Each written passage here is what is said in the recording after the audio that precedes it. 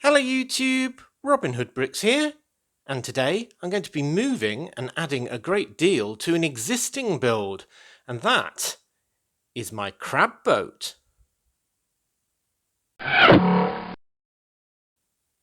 Alright, well before we get started, I thought I'd just place some of the Series 22 minifigures in the suggestions provided by you.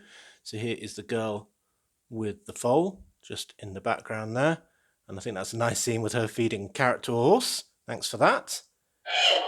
Then there's the really cute scene that is the acorn boy going for a hike, walking over the stile on our footpath in the countryside. So yeah, I really like that scene. He looks absolutely fantastic there. Thanks for that. Then we've got our new representative on the bus that represents all of you around the world, just here on the left, and he's representing all the Baltic states and Finland and so on. And I've moved the Australian there in the front, and somebody has gone down to the bottom bunk, but I think that's looking bottom deck. But I think that's looking really good. So there we go. And then over here as well, I've added the wheelchair user to the cycle lane because he's going at such a speed, he's probably overtaking all of them. So I like that idea as well. Thanks for that. I also really like the idea of adding the mushrooms with faces on to my living tree scene that's scaring away the guy with the chainsaw. I don't know if it's focusing very well on them, but you get the idea. It's a good addition just to a tiny scene. Thanks for that. The dog from the Baltic guy has joined the dog collection. It's all swarming around this ice cream van. That was one of mine. And another one of mine was just adding the topiary scene with little bits of chopped off hedge to this little space in between the train tracks. I may find a better permanent home for it in due course, but at least that showcases it really well. I mean, that looks fabulous, doesn't it? Really good. Great.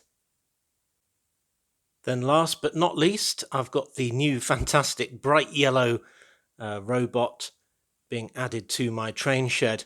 And I've tried to make it a little bit funny in the fact that his little robot accomplice is looking forlornly up at him as he goes up the stairs because, well, as we know, all robots with little legs find stairs a massive obstacle. So I thought that was quite cute as well.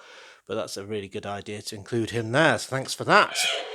Right, so I need to take this with me down to the build desk. Now, although I absolutely adore this crab boat in my city, Brick Nottingham, I thought it would be a very good addition to my cabinet of 20,000 bricks under the sea, just because, well, it is a real picture to behold, first of all, with all its wonderful scenes like the guy being sick on the back, all of the crab sorting and so on, and the little holds even underneath full of crab.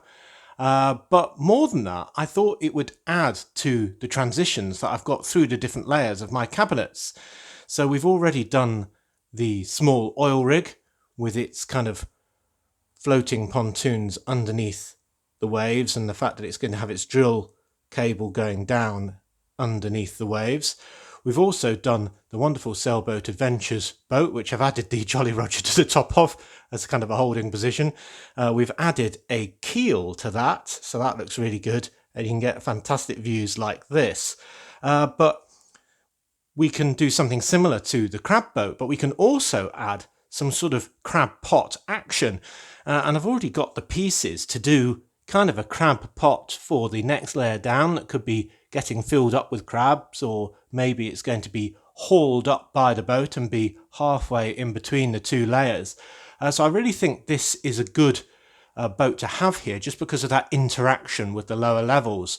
So that's why I'm moving it down here, and I'll just have to replace it upstairs with something else in the future, and I've got a few plans in motion at the moment. So anyway, yeah, I can have maybe the one that's on the rack being pulled up, and then that one on the bottom getting filled up with crab, or even maybe being busted open by a creature of the deep. But yeah, I think that'll be a really good scene. But what I really need to do is do what I've done with the other two builds and add an element for this ship that is underneath the water. So we've got that wonderful ability to kind of peer at it from below and it look complete. So that is what we're going to be doing today. Now, the technique I'm going to be using today to mount a hull build to the underside of the glass attached to kind of this ship is the same as I've used on the other two builds, which is rare earth magnets. And well, it's the only real method I can even think of, bar using something sticky and kind of sticking it to the underside of the glass. But I think that would be less reliable and it would definitely be less movable. The great thing about using these magnets on the other builds is when I sort of move the top of the oil rig around, the bottom kind of slides along with it. So it's a really good technique. So it's definitely one I'm keen to continue. Now, the real balancing act that you have to do is to get enough strength to hold up the thing that you're adding. And today we're going to be adding quite a large hull section underneath the waves. So it needs to be quite a good connection indeed, quite a strong one. So we need to get basically as big a magnet as we can contain on both halves to make that connection strong. And if I just lift out the entire top of this build, which if you didn't know you can do pretty much with all Lego hulls, just prop that over there, then we've got quite a big cavity here to put some magnets in. And this was the original technique that I was going to do. I was just going to have loose magnets kind of in here or something like that, connecting with, well, the piece that's underneath the glass. But the problem is that if you put a magnet in here, it's got to get through, well, the plastic level, and then the bit of air that's kind of in between the bottom of the plastic and the glass itself, then the glass, then a bit more plastic of the hull, and then the other magnet, of course, itself. And, well, it's a bit too far. You'd need a really strong magnet in both halves, and obviously the stronger they are, the bigger they are, and they become even harder to place. And then if they're loose in here, well, they're more attracted to each other than they are the ones beneath the glass, which is understandable, of course. So really, that technique didn't work. But then I tried it with, well, using this sort of section here, in the fact that that is hollow. So I thought, well, maybe I can kind of wedge in some magnets on the underside, and that'll make them that little bit closer. And that's what I've done, because these old hulls have these sort of two connections here where you used to be able to put on a motor, a battery powered motor. So you can kind of put this in a pond or lake or something like that and have it steam off into the distance, never to be retrieved again. I've never actually tried that. I'd be quite interested in getting one or hearing from you if you have. But anyway, it provides this really nice groove. And it just so happened that one of the magnets that I was choosing from to use on this build was, well, exactly the same proportions.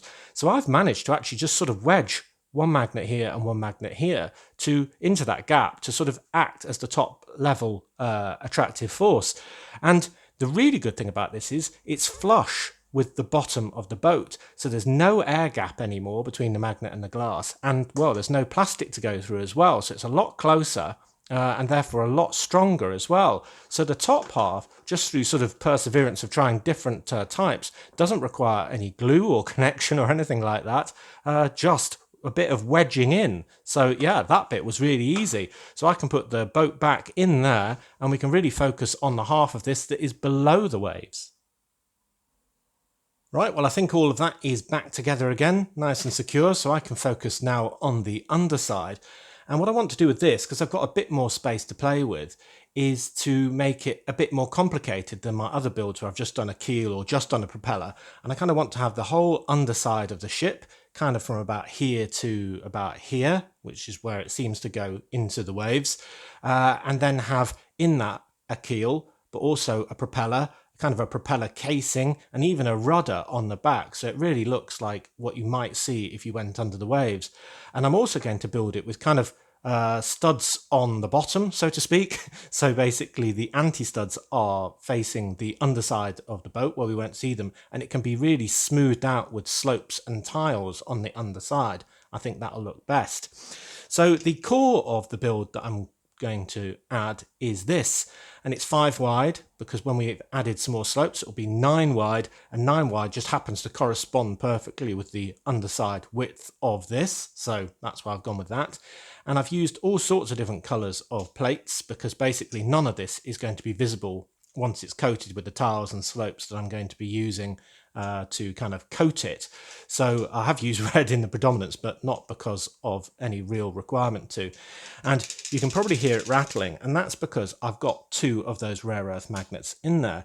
So you can see if I just open this little section here, I'm using these 1x4 plates with the smooth part in the middle, only 2 studs on there, to kind of box in, using 3 of them, 1, 2, 3, this round magnet, which is pretty much exactly the same as the square one, except it's round, you know, in size and strength.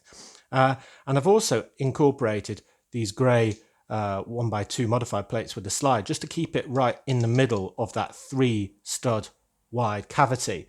So basically, if I enclose that back in, it is aligned with one of those 2 magnets that's in the bottom of there, and you can see here this 1x4 section here has got the other one in. So basically it'll have 2 magnet points which kind of stop it from sagging off the front or off the bottom or anything like that when it's connected, and it'll be connected clump like that. So really what I need here is some tiles on this surface with the keel coming out and so on, and some slopes going up to meet this sort of curved front, and some more abrupt sort of slopes coming up at the back for that quite sharp bit at the back, or should I say aft. Anyway, I'm going to build this way up because that's a bit easier, and for the front, that curved surface, I'm going to use these rather gentle curved slopes. And this, if you do watch my brick hauls, is where essentially all of those curved red slopes were going for, and I said it was a project that you'd never guess, and well, no one did. Why would you? So there we are, and then we can start the tiles as well that are going to be the real underside. So it's not the deepest hull, and maybe that isn't incredibly realistic. Maybe it'd go a bit deeper than that in real life, but really I just want to have the impression of that. I'm not going for real world accuracy after all. So then I'm going to add some more tiles here and start sloping the back there as well with some 1x2s, or rather 2x2 slopes. There we go. So that's that. So that's the length of it, and that kind of corresponds to, well, pretty much the length of it. You've got to take into account the fact that it's going to have glass in between, so it's going to be a bit lower, kind of like there. So that's why I've got that distance. And we've got a bit more to go on the back, actually, so it will go a bit further back. Then the sides, I've got all sorts of different slopes in here. I've done this as a pre-build just to save me a bit of time, but you see I've got another one of those ones on the front, but the sort of corner version, and then normal slopes along the side, another one on the back. And that means that when this is all pressed on, it sort of brings that to a more realistic angle there. And on the other side there, falling apart. There we go. So that's looking pretty good. And it's important that it's quite strong. It's got to support its own weight because it will be hanging upside down for, well, forever really. So there we go. And then this groove that I've left in the middle is for the keel. But before we add the keel, I want to add a propeller. And I wanted it nice and bright and a contrasting colour, so I've gone for a yellow one. And I've got this lovely sort of engine housing piece that I think they would have that kind of protects it from the sides. I've just got that mounted on a Technic brick, and that can go on the end there. And then I've got another one of those plates there, just so I can kind of attach it from the underside using the stud hole that it's got in its kind of casing there, and that can press onto there, holding that quite firmly as well. Ooh, that's not the best one, but anyway, there we go. So there we've got our lovely engine housing on the end there. And then I've got a keel, which is made out of more gentle slopes to act as a big central keel that will build into that engine sort of mounting. And that's quite pronounced. Again, it might be unrealistic in real life, but I'm not too bothered about that. And then last of all, I wanted a rudder so we could pretend that the boat could steer and go on its merry way. And for that, I'm just using these flag pieces on a red bar connected to a 1x1 round plate with the hole in it, and a plate just so we can join all these elements together. So that will kind of clip on there, clip on the Technic half stud that I've got in there, and be hanging off there and touching the table, which will be effectively the surface of the glass when it's on the underneath. So now you can see it's a much more realistic length, with the back of this pretty much being to the back of that, and the front of this being to roughly where it hits the surface of the water. So what it will look like when it's in the cabinet is like that, or like, get the perspective right, kind of like that. And I think that looks pretty good. But the real proof of the pudding will be, well, A, if it hangs on properly with the strength of these magnets and all the weight of all these bricks in the cabinet, but also if it lines up right as well. So let's move both of these sections to the cabinet and we'll see how it looks there. Right, back to Captain Lego Sig Hansen and the 20,000 Bricks Under the Sea cabinet. And I got asked the other day why he was so grey, and it's because he smokes. That's why he's gone grey. But yeah, I quite like that as a funny joke if you've ever watched the Deadliest Catch programme. But there is our ship, or our boat, and there is the hull that we're going to be adding to it. And I just wanted to show a couple of things that I've been gifted recently that are in use. So there is the Atlantis keyring, which is used as the key for the cabinet, which I really like. And there is that thresher shark that I have built, and he's waiting for some things to, well, chomp on, presumably, looking at the size of that mouth. Right, so, moment of truth. I need to grab this, and let's get to a decent view, attach it to the bottom. So, here goes. It's kind of hard perspective when you're doing a camera. There we go. Hey! How about that? Whoop. Yeah, and it's a bit bigger, so it's a bit weirder when you kind of hit that glass layer. There's almost a bit of an imperceptible gap. But yeah, I mean, look at that. It does line up well, doesn't it? Actually, I'm not sure if it's, real world correct or anything to have all this, but nonetheless, I really like it. And there, look at that propeller and the rudder. Oop, having a bit of trouble focusing. There we are. I think that's looking really good. It's sort of reflecting a bit in the glass rather than showing the boat above. But yeah, definitely from that angle, it's looking absolutely fantastic. Oh, and there as well. Yeah, so you see what I'm going for here. It really is adding to have these things across layers. And I will be doing them across layers in, well, the lower levels as well, in the depths. Hopefully having things going in mid-transit between different levels of the deep. But yeah, quite a simple build in some respects, but a very effective one. I think you'll agree.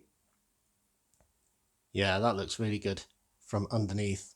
Imagine when there's sort of one of these crab pots being pulled up by that boat or something like that. I think it will look even better, and it'll look like a real working vessel. So one bad point about this cabinet is when I ordered it, I mean, it sounded massive, and it is. It weighs an absolute ton. But I kind of thought I'd be able to get about 6 boats up here for some reason. And it seems with 3 that it's almost at capacity. I mean, you could cram in more, but it wouldn't look very realistic. But then, hey-ho, it's only Legos. So you'll have to let me know if you think this is about enough for the surface or whether I should really, really cram it, packed and stacked. You know, add something here at the back in the middle and something here as well. Maybe we can get 6 things in if we're really greedy. But yeah, so I think that whole build is very impressive indeed. You'll have to let me know what you think. I especially think the rudders worked very well, looking very genuine. The fact that it's all red maybe makes it all blend in a little bit together. Maybe I should have done the rudder white or something like that. And I was considering even adding some sort of barnacles or something to the underside, but then I figured smooth would look a little bit better.